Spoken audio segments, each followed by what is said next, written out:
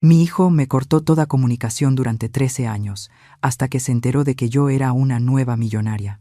Entonces apareció en la puerta de mi casa, con maletas y con su esposa. Como tu hijo, tengo derecho a una parte de esto, dijo. Nos vamos a mudar aquí. De todos modos, tienes demasiado espacio. Yo sonreí e hice lo que debía haber hecho desde hacía mucho tiempo. Su descaro me golpeó como un tren de carga. Carlos estaba parado en la entrada de mi casa, con su equipaje de diseñador y esa sonrisa arrogante que recordaba demasiado bien. 13 años de silencio. Y ese fue su gran discurso de reencuentro. Si estás viendo esto, suscríbete y dime desde dónde me estás viendo. Me llamo Elena, y esta es mi historia. Supongo que debería explicar cómo llegamos hasta aquí. Cómo mi propio hijo pudo plantarse en mi puerta después de más de una década, tratándome como si ya estuviera muerta, exigiendo una parte de una fortuna de la que recién se había enterado. Pero primero, déjame contarte qué fue lo que pasó después, porque hay momentos que vale la pena saborear. Le sonreí a Carlos y a su esposa Nora, que se mantenía un poco atrás, como si esperara que yo empezara a lanzar cosas. Mujer inteligente. Bueno, dije, con la voz firme como granito. ¿No es esto interesante?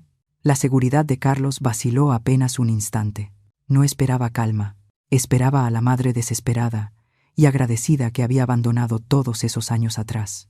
Mamá, hemos estado pensando, empezó, pero levanté la mano. Carlos, cariño, dije, usando el mismo tono que cuando tenía 5 años y había pintado la pared de la sala con un marcador permanente. Antes de que digas otra palabra, hay algo que deberías saber sobre tu madre. Hice una pausa, observando su rostro con cuidado. En 13 años he aprendido mucho sobre las personas, especialmente sobre la familia, que solo aparece cuando hay dinero de por medio. Nora finalmente dio un paso al frente, con una sonrisa tan falsa como su bolso de diseñador. Elena, sabemos que ha habido distancia, pero la familia es la familia, ¿no? Queremos reconstruir nuestra relación. ¿Reconstruir? Me reí. Y se sintió bien. Realmente bien. Cariño, no se puede reconstruir algo que fue demolido deliberadamente. Los miré a los dos, esos buitres girando alrededor de lo que creían una presa fácil. Pero por favor, pasen. Hablemos de relaciones. Hablemos de derechos. Hablemos de exactamente qué creen que se merecen de mí. Mientras empujaban sus maletas más allá de mí hacia el recibidor, atrapé el reflejo de Carlos en el espejo del pasillo. Por solo un momento, se veía inseguro. Bien, porque lo que estaba a punto de aprender le arrancaría esa arrogancia de raíz. La verdadera pregunta no era si iba a dejar que se quedaran. La verdadera pregunta era si querrían irse una vez que entendieran exactamente con quién estaban tratando. Este lugar es más pequeño de lo que esperaba, anunció Nora, con los ojos ya calculando metros cuadrados y valor de reventa.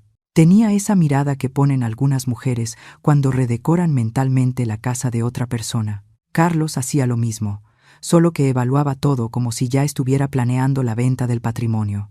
Si estos dos creían que estaban tratando con la misma mujer rota que había mendigado migajas de su atención 13 años atrás, se llevaban una sorpresa que les iba a rizar hasta el último cabello perfectamente peinado. Los conduje a la sala, la misma sala donde Carlos había lanzado su golpe final tantos años antes. Siéntense, dije, señalando el sofá. Pongámonos al día. No se me escapó la ironía de que probablemente esta era la primera vez en su vida adulta que Carlos seguía una instrucción mía. Nos enteramos de tu buena fortuna, comenzó Nora, claramente la portavoz designada de esta pequeña expedición. Carlos ha estado preocupado por ti, ¿verdad, cariño? Carlos asintió con el entusiasmo de un hombre que había ensayado ese discurso frente al espejo. Sí, mamá. Cuando supe de la lotería, pensé que no deberías manejar todo ese dinero sola. Es peligroso. La gente podría aprovecharse. Casi me atraganté con el café. ¿Aprovecharse? Repetí lentamente. ¿Te refieres a aparecer sin invitación después de 13 años de silencio, exigiendo un lugar donde vivir y acceso a un dinero que no ayudaste a ganar? Eso no es lo que es esto, dijo Carlos rápidamente. Pero sus ojos se desviaron de los míos. Esto es sobre responsabilidad familiar, sobre asegurarnos de que estés protegida. ¿Protegida? Dejé la taza con cuidado deliberado. Carlos, la última vez que hablamos me dijiste que yo era una vergüenza para tu nueva vida. Dijiste que la gente exitosa no arrastra su equipaje y que yo era tu equipaje. Esas fueron tus palabras exactas. El color desapareció de su rostro. La sonrisa falsa de Nora parpadeó como un foco a punto de fundirse. Eso fue diferente, murmuró. Yo era joven, estaba estresado por el negocio. Tenías 32 años, lo interrumpí. Edad suficiente para saber que las palabras tienen consecuencias.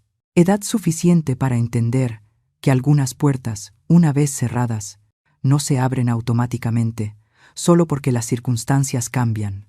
Nora intervino, con una voz dulce como miel y una preocupación calculada.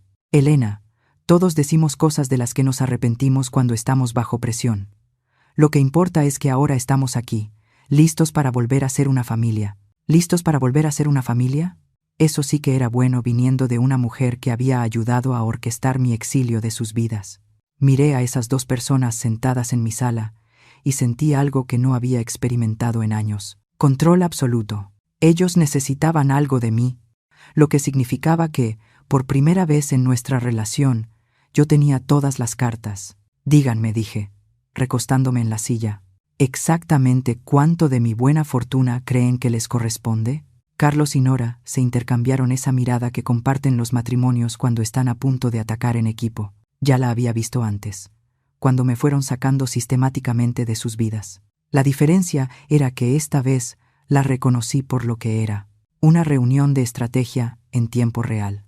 No se trata de derechos, dijo Carlos, intentando sonar sincero y quedándose peligrosamente cerca de lo patético. Se trata de obligación familiar, de asegurarnos de que este dinero no te cambie ni te vuelva vulnerable ante las personas equivocadas. ¿Las personas equivocadas? Repetí. ¿Te refieres a personas como mi propio hijo y mi nuera, que desaparecieron en el momento en que decidieron que ya no les era útil?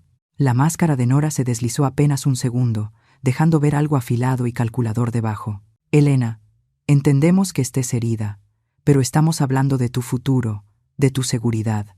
Este dinero podría durarte el resto de tu vida si se administra correctamente. ¿Administrado correctamente? Dije. ¿Por quién? ¿Por ustedes dos? ¿Las mismas personas que no pudieron enviarme ni una tarjeta de cumpleaños durante más de una década? Carlos se movió incómodo en su asiento. Hemos estado ocupados construyendo nuestras vidas, nuestras carreras. Tuvimos que enfocarnos en nuestras prioridades, y ahora yo soy una prioridad otra vez. ¡Qué conveniente! Me levanté y caminé hacia la ventana, mirando el jardín. Cuéntame de esas vidas que han estado construyendo, de ese enfoque en las prioridades. Tengo curiosidad por saber cómo les ha funcionado. El silencio detrás de mí se alargó lo suficiente como para saber que había tocado algo sensible. Cuando me di la vuelta, Carlos miraba sus manos como si guardaran los secretos del universo. Hemos tenido algunos tropiezos, admitió Nora, con la voz más tensa ahora. El mercado ha estado complicado. El negocio de consultoría de Carlos ha ido más lento de lo esperado. ¿Tropiezos? Asentí. ¿Así es como lo vamos a llamar? Porque por lo que he oído a través de conocidos en común, sí. Todavía tengo amigos en este pueblo. Sus tropiezos incluyen tarjetas de crédito al tope, una segunda hipoteca y un negocio que existe principalmente en el papel. La cabeza de Carlos se alzó de golpe. ¿Cómo sabes esas cosas? Carlos, me sacaste de tu vida, no de mi ciudad. La gente habla. Y ha estado hablando durante años. Volví a sentarme, disfrutando cómo ambos parecían encogerse en el sofá. Me contaron sobre las sociedades fallidas, las malas inversiones, el estilo de vida que en realidad no podían costear. Y también me contaron algo interesante sobre por qué realmente terminaron nuestra relación hace 13 años. El rostro de Nora se volvió pálido. ¿A qué te refieres? Me refiero a la verdadera razón por la que decidieron que yo era una vergüenza. No tenía nada que ver con el éxito, ni con el equipaje, ni con todas esas tonterías que me dijeron. Sonreí, y se sintió como la primera sonrisa genuina que había tenido en años. Se trataba de la herencia que creían que iba a dejarles el tío rico de tu padre, el mismo que dejó muy claro que no aprobaba a la gente que no era capaz de cuidar a su propia madre. La expresión en el rostro de Carlos me lo dijo todo. Exacto.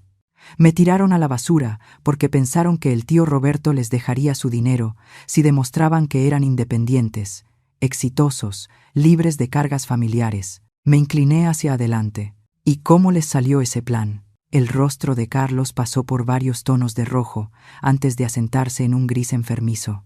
Nora, para su crédito, intentó mantener la compostura, pero pude ver cómo recalculaba frenéticamente el plan que habían armado en el coche.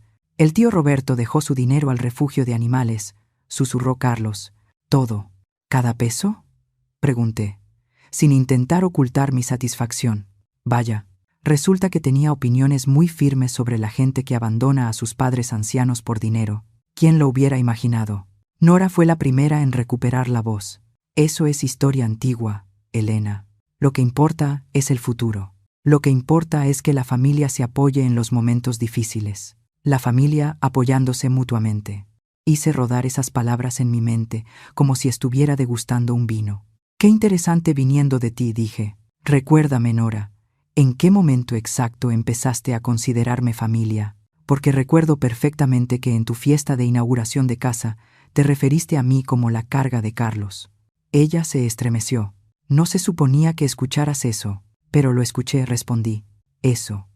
Y varios otros comentarios, igual de reveladores, sobre lo mucho mejor que serían sus vidas una vez que resolvieran el tema de la madre. Me levanté otra vez y caminé hacia la repisa donde guardaba mis fotos familiares.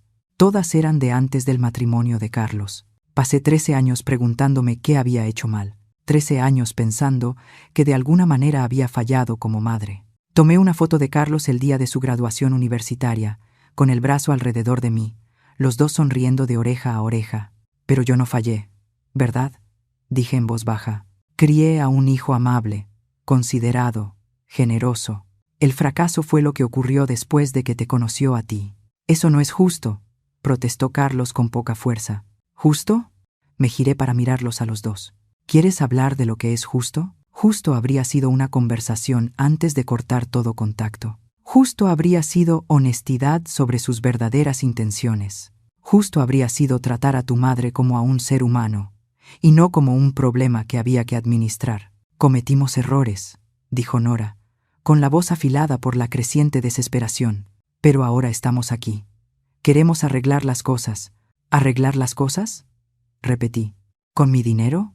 No se trata del dinero, insistió Carlos, pero a su voz le faltaba convicción. ¿Ah, no? Dije. Entonces, hagamos un pequeño experimento. Caminé hasta mi bolsa y saqué la chequera. Digamos que ahora mismo les escribo un cheque por 1.000.000 de pesos, un regalo generoso para ayudarlos con esos tropiezos que mencionaron. ¿Lo tomarían y se irían? Sus ojos se iluminaron como en la mañana de Navidad. La respuesta estaba escrita en sus caras, incluso antes de que Carlos abriera la boca. No podríamos aceptar una cantidad tan grande, dijo, aunque ya la estaba gastando mentalmente. Tal vez podríamos llegar a algún tipo de acuerdo. ¿Un préstamo? ¿Un préstamo? Repetí. Claro. Y supongo que querrían discutir los términos de ese préstamo mientras viven en mi casa, comen mi comida y disfrutan de mi hospitalidad. Bueno, somos familia, dijo Nora, como si eso explicara todo. Sí, asentí. Somos familia. Y precisamente por eso lo que viene ahora va a doler tanto. Cerré la chequera de golpe, con un chasquido seco. Carlos y Nora se estremecieron. Me di cuenta de que habían estado conteniendo la respiración, esperando que empezara a escribir. La cosa con la familia, dije, acomodándome en la silla como una reina en su trono, es que funciona en ambos sentidos. Lealtad, apoyo, amor. No son calles de un solo sentido por las que puedes transitar solo cuando te conviene. Mamá, sabemos que no hemos sido perfectos, empezó Carlos. ¿Perfectos? Me reí, y el sonido salió lo suficientemente afilado como para cortar vidrio. Carlos, perfecto habría sido llamarme el Día de las Madres. Perfecto habría sido incluirme en sus vidas, en lugar de esconderme como un secreto vergonzoso. Lo que ustedes hicieron no fue imperfección, fue crueldad calculada.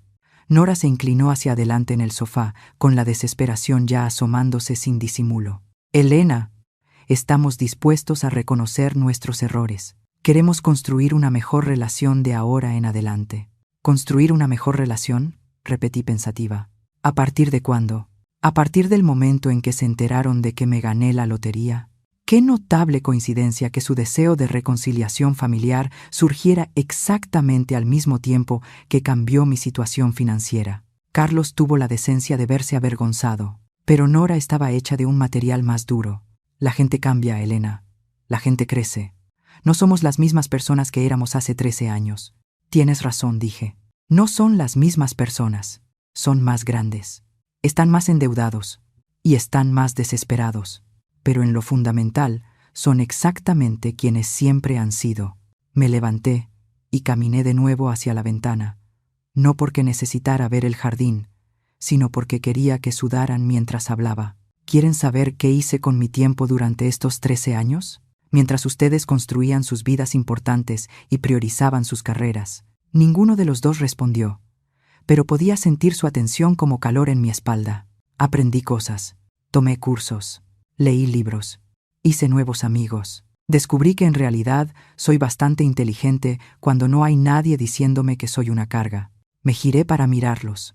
También aprendí sobre inversiones, sobre planeación financiera, sobre cómo proteger activos de personas que podrían intentar aprovecharse.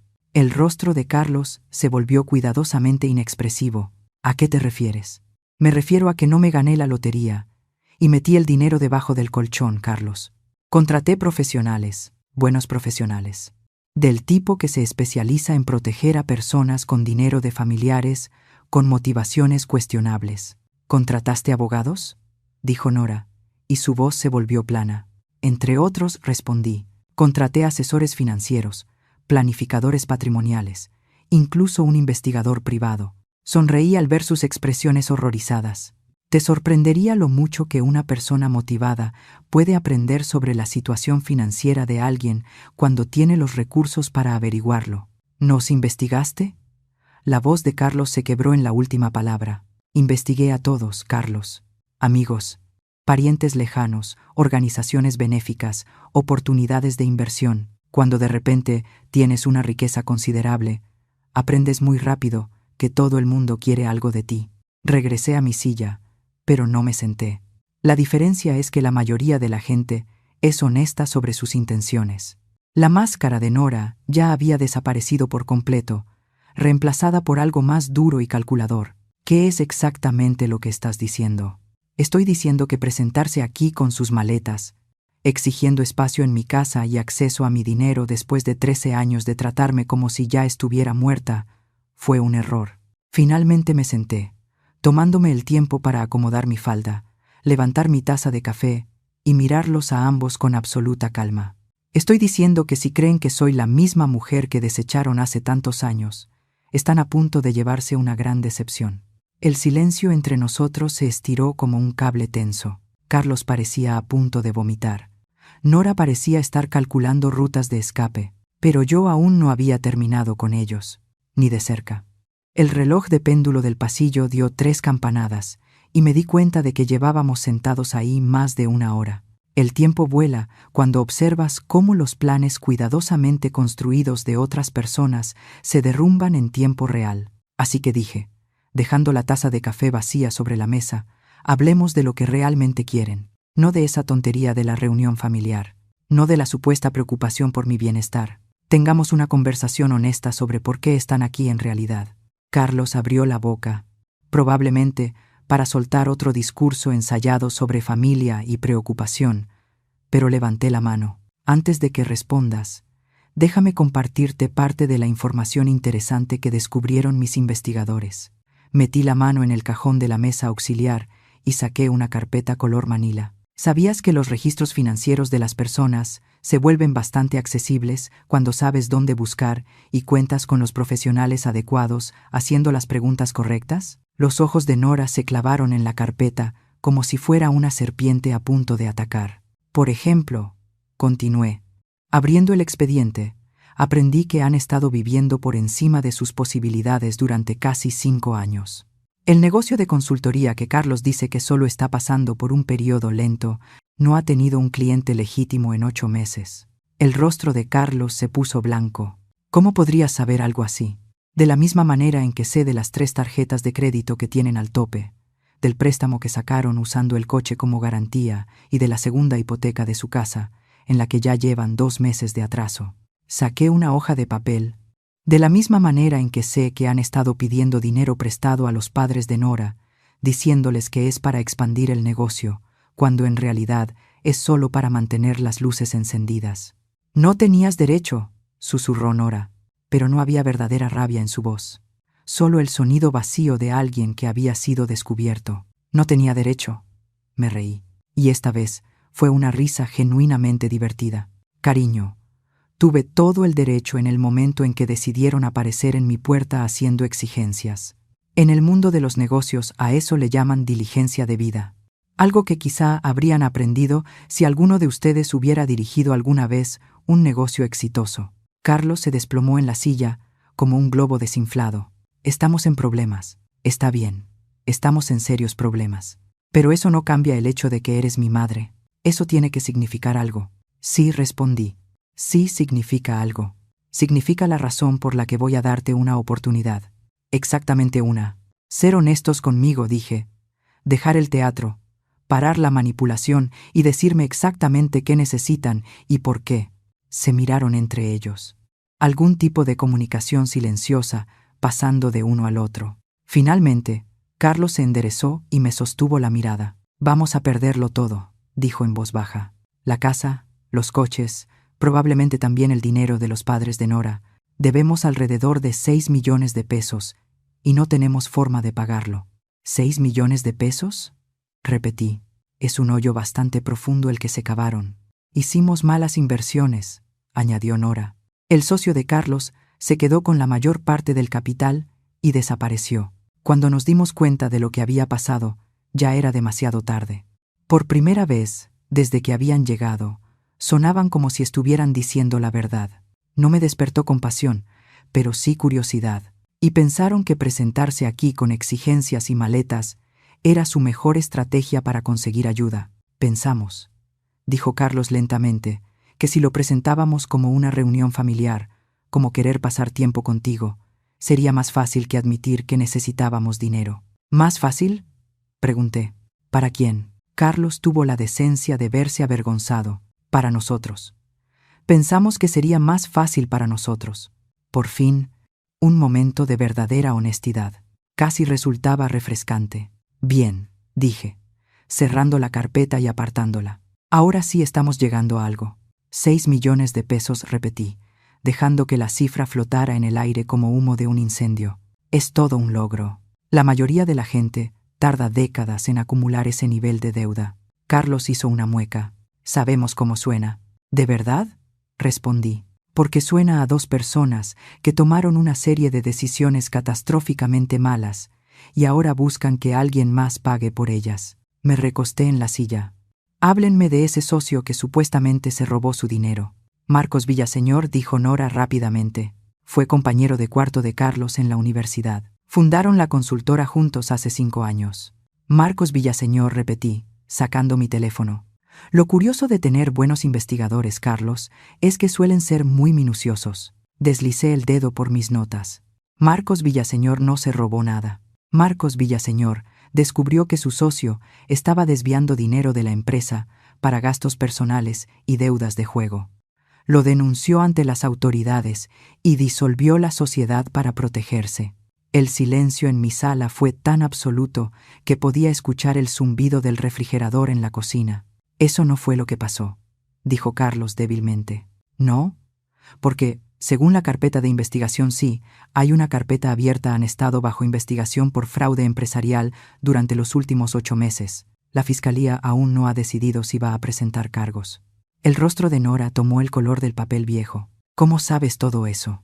De la misma manera en que sé que le han dicho a sus padres que Carlos tiene una enfermedad rara que requiere tratamientos costosos. De la misma manera en que sé que pidieron prestados 1 millón de pesos a 3 familiares distintos usando 3 historias diferentes. Dejé el teléfono con cuidado sobre la mesa. Ustedes no solo están quebrados. Lo que hicieron fue una estafa. No somos criminales, protestó Carlos. Pero a su voz le faltaba convicción. Ah, ¿no?, dije. ¿Cómo llamarías mentirle a tu familia diciendo que tienes una enfermedad grave para conseguir dinero. ¿Cómo llamarías robarle a tu propia empresa? ¿Cómo llamarías aparecer aquí después de 13 años con una historia triste diseñada para manipularme y que yo sostenga su estilo de vida fraudulento? Por primera vez desde que llegaron, vi miedo real en sus ojos. El miedo auténtico es honesto. Nunca quisimos que llegara tan lejos, susurró Nora. Pero llegó tan lejos, respondí. Y ahora están aquí, en mi casa, pidiéndome que los saque de las consecuencias de sus propias decisiones. Me levanté y caminé otra vez hacia la ventana. Esto es lo que va a pasar ahora. Sentí cómo ambos contenían la respiración detrás de mí, esperando el ultimátum que estaba a punto de dar. El sol de la tarde entraba por la ventana de la cocina, iluminando las motas de polvo que flotaban en el aire. Una escena tan tranquila para un momento tan explosivo. Van a recoger sus maletas, dije sin girarme, y van a irse de mi casa. Pero antes de que lo hagan, vamos a tener una conversación sobre honestidad y consecuencias. Mamá, por favor, empezó Carlos. No he terminado. Me giré para mirarlos, y pude ver que ambos estaban al borde del pánico. Verán, lo interesante de contratar investigadores es que aprendes todo tipo de información inesperada. Por ejemplo, descubrí que yo no fui el único miembro de la familia al que ustedes cortaron hace 13 años. Entonces se van de aquí con las manos vacías, dije, y me aseguraré de que toda su familia sepa exactamente por qué. Cada pariente al que le pidieron dinero prestado, cada amigo al que le mintieron, cada persona a la que estafaron recibirá un informe detallado de quiénes son en realidad. ¿No harías eso?, susurró Carlos. Inténtalo, respondí. He tenido 13 años para pensar qué haría si alguna vez tuviera la oportunidad de enseñarles sobre consecuencias. No pongas a prueba mi determinación ahora. El reloj dio 4 campanadas. Llevaban aquí 2 horas, y pude ver el momento exacto en que se dieron cuenta de que su plan había salido espectacularmente mal. Necesitamos tiempo para pensarlo, dijo Nora al final. No contesté. Lo que necesitan es elegir. Pueden aceptar mi oferta y empezar a reconstruir sus vidas por el camino difícil, o pueden seguir buscando dinero fácil y atajos. Pero no pueden hacer ambas cosas, y no pueden hacer ninguna de las dos en mi casa. Carlos parecía a punto de llorar. Después de todos estos años, después de todo el dolor que había causado, parecía un niño perdido. Por un instante, casi sentí lástima por él. Casi. Hay una cosa más, dije justo cuando empezaban a levantarse para irse. Algo que creo que deberían saber antes de tomar su decisión. Caminé hasta mi escritorio y saqué un sobresellado. La dirección de remitente era de un despacho de abogados en Monterrey, y estaba fechado 3 semanas atrás. Llegó justo después de que la noticia de que me había ganado la lotería empezara a circular por la ciudad. Sostuve el sobre como si contuviera dinamita. Es de un abogado que representa a alguien que los ha estado buscando desde hace bastante tiempo. El color desapareció del rostro de ambos al mismo tiempo. ¿Quién?, susurró Nora. Marcos Villaseñor. Abrí el sobre y saqué la carta. Lo recuerdan, ¿verdad? Su ex socio de negocios, el mismo al que dijeron que les había robado dinero de la empresa. Las manos de Carlos empezaron a temblar. ¿Qué quiere? Quiere que le devuelvan su dinero. Los 50,000 pesos que sacaron de la cuenta de la empresa antes de disolver la sociedad. El dinero cuya ausencia descubrió solo después de que su contador hiciera una auditoría completa, tras las acusaciones que ustedes lanzaron contra él. Eso no fue así, dijo Carlos, pero su voz apenas se escuchaba. ¿No? Porque según esta carta, Marcos Villaseñor ha estado colaborando con la Fiscalía para construir un caso en su contra. Ha estado esperando a ver si ustedes se presentarían voluntariamente para hacer la restitución. Doblé la carta con cuidado. Se enteró de que me gané la lotería y pensó que tal vez eso los motivaría a hacer lo correcto. Nora apretaba el brazo del sofá con tanta fuerza que los nudillos se le pusieron blancos. ¿Qué significa eso? Significa que Marcos Villaseñor les está ofreciendo la misma opción que yo. Pueden hacer la restitución completa y asumir la responsabilidad por lo que hicieron, o él puede seguir adelante con la presentación de cargos penales. Volví a meter la carta en el sobre. La única diferencia es que su plazo vence mañana. ¿Mañana? La voz de Carlos se quebró. ¿Mañana? Les dio hasta las 5 de la tarde para contactar a su abogado y arreglar el pago. Los miré a los dos, observando cómo el último resto de su compostura se desmoronaba. Así que, como ven, mi oferta no se trata solo de reconciliación familiar o de darles lecciones sobre consecuencias. Se trata de mantenerlos fuera de la cárcel. El silencio que siguió fue ensordecedor. Casi podía escuchar cómo sus mentes trabajaban, calculando, buscando algún ángulo que no hubieran considerado. «¿Planeaste todo esto?», dijo Nora por fin. «¿Has estado en contacto con Marcos Villaseñor?» «Sí», admití. Se puso en contacto conmigo al día siguiente de que se anunciara mi premio de la lotería en el periódico. Quería saber si yo estaba enterada de lo que mi hijo había estado haciendo y si estaría dispuesta a ayudar a limpiar su desastre. «¿Y qué le dijiste?» Le dije que eso dependía completamente de si mi hijo estaba dispuesto a asumir la responsabilidad de sus actos. Me levanté y caminé hasta la repisa, donde tomé esa vieja foto de Carlos el día de su graduación universitaria. «Marcos Villaseñor es un buen hombre, Carlos. No merecía lo que le hiciste. Tampoco lo merecían tu tía Sara, ni los padres de Nora, ni ninguna de las otras personas a las que lastimaron». Carlos ya estaba llorando, con lágrimas corriéndole por el rostro. «Nunca quise que llegara tan lejos, pero llegó tan lejos», respondí. «Y ahora tienes que decidir qué tipo de persona quieres ser de aquí en adelante». Dejé la foto en su lugar y me giré para mirarlos a ambos. «Puedes aceptar mi ayuda y la misericordia de Marcos Villaseñor, trabajar duro para arreglar las cosas y quizás salvar una pequeña parte de tu integridad. O puedes seguir huyendo, seguir mintiendo, seguir buscando soluciones fáciles a problemas que tú mismo creaste». «Vaya elección», murmuró Nora. «Es la única elección que importa», dije. «La elección de ser honestos». Por fin se miraron el uno al otro, y pude ver 13 años de malas decisiones pesándoles sobre los hombros. A la mañana siguiente, me senté en la mesa de mi cocina con mi café y el periódico, esperando. Marcos Villaseñor les había dado plazo hasta las 5 de la tarde, pero tenía la sensación de que llamarían mucho antes. La gente que enfrenta la posibilidad de ir a prisión rara vez duerme bien. El teléfono sonó a las 8:47 de la mañana. «Mamá». La voz de Carlos sonaba como si no hubiera dormido en toda la noche. «Aceptamos tus condiciones». «¿Todas? ¿Los dos?» «Sí. Nora también está de acuerdo. Queremos hacer las cosas bien». Dejé la taza de café y me recosté en la silla. «Carlos, antes de transferir cualquier dinero o hacer alguna llamada por ti, necesito que respondas una pregunta con honestidad. ¿Está bien? Si no me hubiera ganado la lotería, si siguiera siendo solo tu madre sin dinero, viviendo en un departamento pequeño, ¿me habrías llamado alguna vez? ¿Habrías intentado reconstruir nuestra relación?» La pausa se alargó tanto que llegué a pensar que la llamada se había cortado. No dijo al final. Probablemente no. Tenía demasiada vergüenza por lo que había hecho, demasiado orgullo para admitir que estaba equivocado, y demasiado miedo de que no me perdonaras. Fue lo primero completamente honesto que dijo desde que apareció en mi puerta. Dolió, pero también fue exactamente lo que necesitaba escuchar. «Gracias por decirme la verdad», dije. «Ahora tengo algo que decirte yo». «¿Qué?» «Te perdono, no porque ahora estés arrepentido, no porque estés en problemas y necesites ayuda, sino porque aferrarme al enojo durante 13 años me estaba envenenando más a mí que a ti». Volví a tomar mi café, sorprendida de ver que mis manos estaban firmes. «Te perdono, Carlos, pero perdonarte no significa confiar en ti. La confianza se tiene que volver a ganar, y eso va a tomar tiempo. Lo entiendo, ¿de verdad?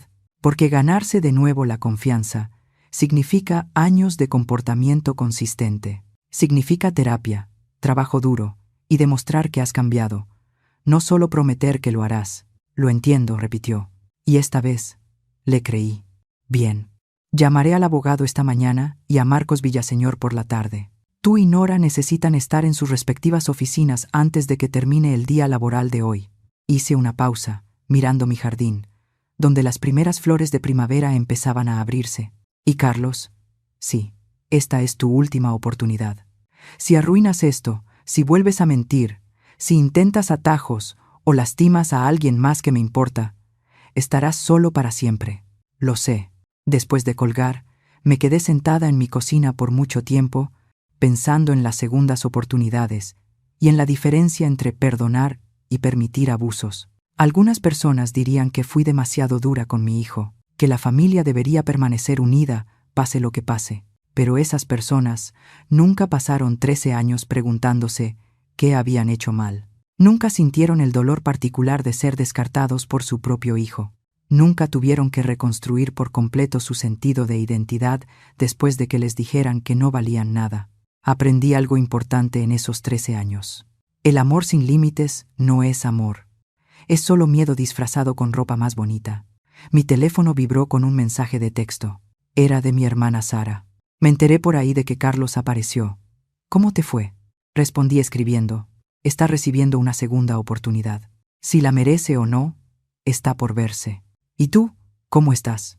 Miré alrededor de mi casa, mi refugio, la vida que había construido después de perder todo lo que creía importante.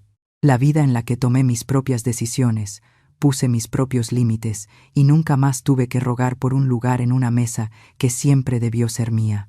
Estoy muy bien, escribí. Mejor que bien.